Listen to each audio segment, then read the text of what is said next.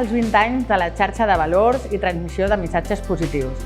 Al llarg de tots aquests anys, el projecte ha volgut treballar per la bona convivència a la nostra ciutat, des del diàleg i sobretot des de la desactivació d'aquests rumors que malmeten la nostra convivència.